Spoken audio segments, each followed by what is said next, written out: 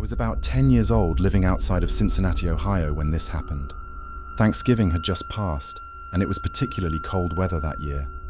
I can't remember why my mother and older brother weren't at home at the time, but my father was upstairs getting ready for work, so it was only me and my father at home. I had just set up a new dartboard I got as an early Christmas present from distant family at Thanksgiving earlier in the week, and was playing with it.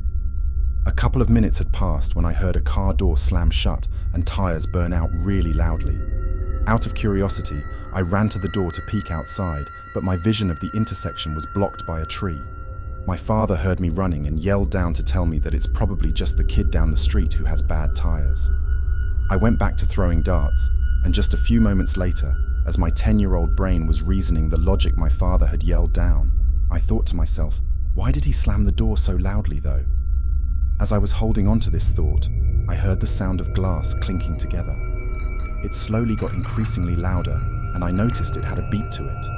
There was a rhythm to it. For what I can only explain as intuition, this seemingly harmless sound absolutely terrified me at that moment. There was silence for a second, and then someone started pounding loudly on our front door. I was right on the other side of the door and couldn't see clearly, but I could make out the silhouette of a man. I was paralyzed with fear. I screamed at the top of my lungs for my father. I heard him racing down the stairs as my ridiculous 10-year-old self opened the front door to show him what was scaring me. My dad jumped off the last couple of steps in a hurry and landed right next to me. The door was wide open, and there was a young black male, completely naked, beaten, bloodied, taped at the mouth, and tied from head to toe in old-fashioned glass Christmas lights. He fell into our doorway. My father immediately slammed the door shut and locked it. My fear had turned into confusion and shock at this point. This man was laying right at our feet, crying like a child in the fetal position. I tried reaching down to take the tape off of his mouth, and as I did, my father grabbed me and pushed me towards the stairs, telling me to go call the cops. I sprinted up the stairs and dialed 911. I told them every little detail and fact they needed to understand our situation.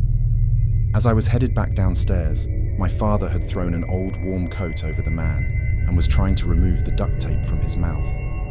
I'll never forget the look in that man's eyes, filled with tears, breathing heavy as he finally calmed himself for the first time in probably a long time. As the tape came off, he burst out into a full-fledged howling cry, the kind of cry that comes from your stomach, from your soul. It was so bad even my dad had to look away.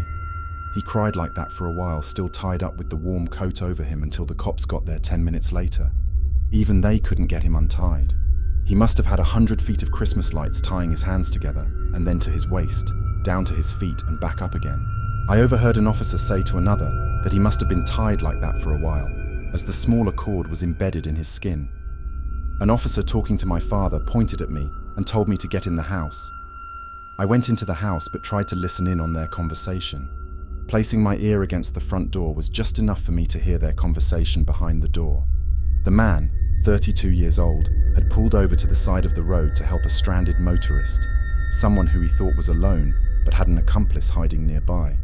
When this good Samaritan offered his help in changing the flat tire, he was knocked over the head and put into the trunk of the car. The two men took him to an abandoned building and first tied him up with rope. They repeatedly beat him and performed sexual acts on him for 3 days until he escaped, only to be captured on the road, and this time tied up with the Christmas lights. This went on for weeks apparently. How long I'm still not sure of, as we never got this man's name, and it was never reported in the news. My dad called the police station a few days later, but no one would tell him a thing. I remember the tire marks in our intersection stayed there for what seemed like years. I haven't spoken about this ever since. I'm 31 now, and every single year around Thanksgiving I think about that man and how scary of a situation that was. The world can be a messed up place sometimes. Stay safe.